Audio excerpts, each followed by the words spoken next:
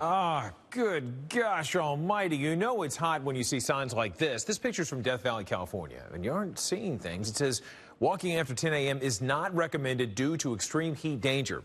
Death Valley actually set a daily record yesterday with a high temperature, you ready? 126 degrees. Yeah, the burners are on across much of the desert Southwest, not just in the high desert itself, but also across parts of the Great Basin. You see, again, the maps right there, where you have to see the pink as your excessive heat warning, but your heat advisory through parts of the San Joaquin Valley, also over towards San Jose. Hot times there for parts of California. Look at that. But Phoenix going up to 111 degrees. You're going to go for a hike at Camelback Mountain. I'd go early in the morning. Bring water with you. Man, from Needles to Simi Valley, certainly some roasting hot times. All right, listen up, gang. Got to talk about this. Scorching car scale. Phoenix with a high of 111 degrees. After 30 minutes inside an enclosed vehicle goes up to 145 degrees, like a convection oven.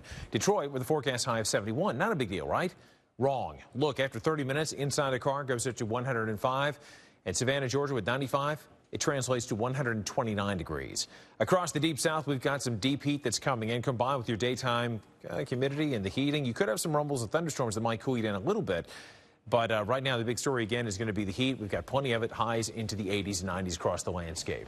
All right, so let's talk about how things warm up on the surface temperatures when it comes to heat. So you take a look at this and notice your grass can warm up anywhere from 80 to 90 degrees. You'll feel it in your feet if you're walking across concrete, going to the neighborhood pool. You definitely feel it's like a little bit of an oven, so to speak. Metal playgrounds. Hey, those metal slides can get awfully dangerous out there. Look at that. It's up to 130 degrees.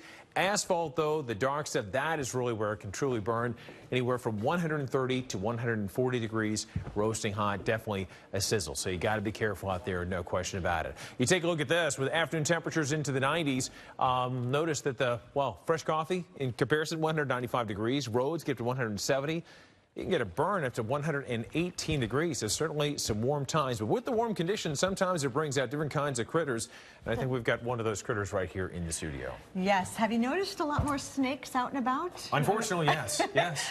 We happen to have one right here in the studio, and we're not sure if this one is safe or not, so I'm going to keep my distance. Thank you so much for joining us today. Of course, joining us in studio this morning is an expert on the reptiles, Samantha Kennett. She's a wildlife technician with Chattahoochee Nature Center. Thanks for joining us today. Of course, certainly. So who do we have, and is it safe? So we have a corn snake with us today, and they are non-venomous snakes that are native to Georgia. Okay, so I can get closer. You're safe. You can get closer. Yeah. Yes, they're non-venomous. They are often mistaken, though, for copperheads. So people see them and get a little scared. So that's why it's really important to know and be familiar with the venomous snakes in your area, because it is illegal in Georgia to kill non-venomous snakes. Okay, so obviously we don't see these in December, in January. Right. It seems the door has just flung open in the reptile world, and these snakes are popping out everywhere. Why is that? Do they just like the warmer conditions? So in the winter, they actually go into brumation, which is a hibernation-like state. So when it starts to warm up in the spring and summer, they start to be more active. They're looking for food and mates. And since we're seeing warmer weather sooner in the year, with climate change, we're seeing them earlier in the year as well.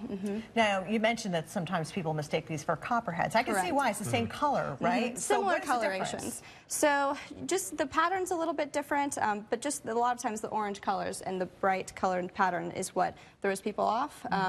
But as far as the venomous snakes, you can kind of tell a difference a little bit. They have a more flat, triangular head, but non-venomous snakes can actually flatten their head to look that way. That's why it's so important to really be familiar with the native snakes in your area. Let's stay on that subject just a little bit. Now, this one is a harmless snake, but can you tell us about some dangerous ones that we need to be on the lookout for? So the ones we have in the metro Atlanta area, we have copperheads. In some areas, there are water moccasins. Those are the two that we have here. But there are also there are others in Georgia. We have the timber rattlesnake, the pygmy rattlesnake, and the coral snake. Yeah, the cottonmouth is the water moccasin. But we see copperheads mostly in this area.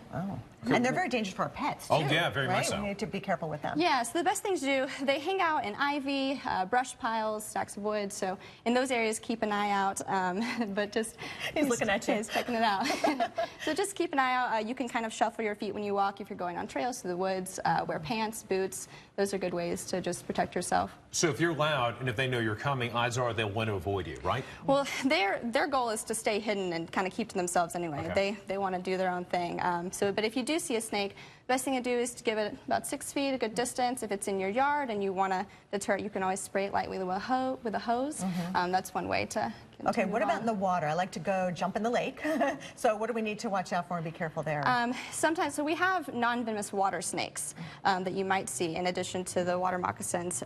So just keeping an eye out for them.